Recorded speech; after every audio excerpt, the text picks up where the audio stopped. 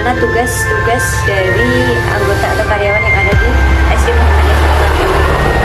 Dan yang kedua di sini Bapak Muhammad Syafi'i MPD tadi sebagai kepala sekolah. Beliau bertugas sebagai kepala sekolah yang harus menciptakan atmosfer akademik yang kondusif dan juga pengembangan dari program-program yang ada di sekolah tersebut. Terus di sini beliau juga bertugas sebagai supervisi, terus ada juga evaluasi kurikulum serta mempersiapkan akreditasi sekolah yang lebih baik lagi. Dan yang ketiga di sini ada Bapak Syamsul Huda SPD sebagai majelis Dikdasman. Nah, di sini tugas beliau adalah untuk membina ideologi Muhammadiyah di sekolah, madrasah dan pondok pesantren sehingga pendidikan yang diberikan itu sejalan dengan nilai-nilai organisasi Muhammadiyah. Terus yang kedua tugas beliau itu melalui pelatihan dan pendampingan itu majelis Dikdanes atau yang dikelola oleh Bapak Syamsul Huda tadi itu berupaya untuk meningkatkan kualitas tenaga pendidik dan pendidikan. Nah, dengan tujuan dapat memberikan pendidikan yang layak bagi siswa-siswa yang ada di SD Muhammadiyah Satuan Dulu. Nah, yang ketiga di sini ada Ibu Didik Lailiah SPD sebagai bendahara sekolah. Nah, di mana beliau ini bertanggung jawab atas pengelolaan seluruh keuangan sekolah termasuk penerimaan dan pengeluaran dana. Selain itu, tugas beliau itu juga mencatat semua transaksi keuangan secara rapi dan sistematis. Selain itu, pencatatan itu dilakukan secara rutin maupun tidak rutin ke dalam buku kas dan sistem keuangan sekolah tersebut. Nah, ada juga tugas beliau ini adalah menyusun alokasi anggaran untuk gaji guru, karyawan, beasiswa, serta biaya operasional seperti kegiatan-kegiatan, biaya telepon, listrik, air, transportasi, dan juga pemeliharaan sarana dan prasarana. Selain itu, beliau ini juga mengatur kegiatan ekstrakurikuler yang ada di SD Muhammadiyah Satuan Dulu. Nah, yang ketiga di sini ada Bapak Kadirul Mardiono sebagai tata usaha yang ada di SD Muhammadiyah Satuan Dulu. Beliau ini memiliki tugas salah satunya adalah pengelola data pegawai, termasuk pengisian buku untuk pegawai, terus pembuatan daftar gaji, dan juga penyimpanan arsip dari pegawai tersebut. Dan selanjutnya beliau juga bertanggung jawab untuk mengelola data siswa, termasuk pembuatan nomor induk, pengisian buku mutasi, dan juga penyimpanan data alumni serta prestasi-prestasi yang dicatatkan oleh siswa yang ada di SD Muhammadiyah Satuan Dulu. Selain itu, beliau juga mengelola surat menyurat antara sekolah dan pihak luar, terus serta menyimpan dokumen penting secara sistematis.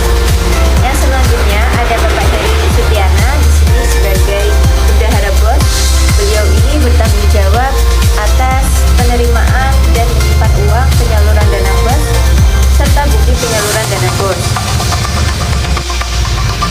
Selain itu, tugas bendahara BOS ini adalah mencatat penerimaan dan belanja dana BOS pada buku kas umum dan buku kas pembantu. Nah, ada juga menerima dan menyimpan bukti pertanggungjawaban dana BOS yang telah dikeluarkan. Nah, yang kedua atau yang selanjutnya di sini ada Ibu Fiona Anggreni sebagai administrasi keuangan yang ada di SD Muhammadiyah Satuan Dulu ini. Beliau bertugas sebagai pengelolaan keuangan. Nah, di sini tugas beliau adalah melaksanakan kegiatan manajemen keuangan melalui proses perencanaan, pengordinasian, pengarahan, serta pengawasan dan pengendalian. Selain itu, beliau juga mencatat keluar masuk keuangan, mencatat data yang berkaitan dengan dana yang dialokasikan untuk penyelenggaraan kegiatan sekolah. Nah, di sini ada Bapak Hasan Basori sebagai kurikulum. Nah, seperti yang sudah kita ketahui, tugas dari seorang yang mengatur kurikulum ini adalah salah satunya adalah pengaturan struktur kurikulum yang ada di SD Muhammadiyah Satuan Dulu, seperti penyusunan bahan pelajaran, terus alokasi waktu dan jadwal pelajaran.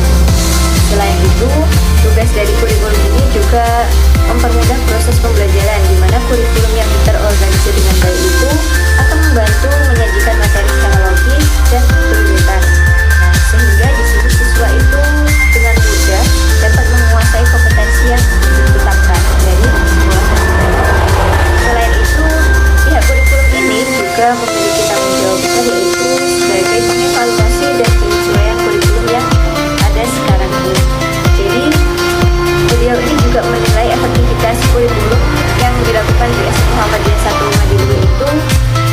sudah mengikuti perkembangan zaman sekarang atau belum. Selain itu sekarang ada Bapak Ikhwan Nur Hadi MPD sebagai AIK atau Humas. Di sini tugas beliau itu sebagai pembentukan karakter, membentuk karakter siswa yang mudah kuliah, mampu menghadapi tantangan zaman seperti itu. Selain itu tanggung jawab beliau itu pada peningkatan kualitas kepribadian siswa itu bisa diajarkan untuk menjadi individu yang bagaimana. Seperti contohnya adalah individu yang disiplin, jujur, dan bertanggung jawab. Nah, selain itu, Humas juga bertugas untuk menyampaikan nilai-nilai tersebut kepada masyarakat luas. Nah, dengan demikian, pendidikan AIK atau tidak hanya berdampak pada siswa secara individual, tetapi juga menciptakan citra positif bagi sekolah di masyarakat melalui kegiatan Humas yang efektif. Selanjutnya, di sini ada Bapak Agus Joko Purnomo sebagai kesiswaan. Nah, di sini tugas beliau adalah menyusun program pembinaan kesiswaan, terus pengembangan karakter dan mutu siswa juga. Terus ada yang kedua adalah mengkoordinasi keamanan, kebersihan, ketertiban, keindahan dan kerindangan yang ada di SD Muhammadiyah Satu. Selain itu, beliau juga menyusun program dan jadwal kegiatan ekstrakurikuler serta membina kegiatan lomba-lomba seperti Olimpiade Olahraga Siswa Nasional dan juga festival dan lomba seni siswa nasional. Adapun Bapak Joko Dwi SPD di sini sebagai Satpa. Nah, di sini beliau bertanggung jawab atas sarana dan prasarana pendidikan yang berfungsi sebagai alat bantu dalam kegiatan belajar mengajar di SD Muhammadiyah Satu.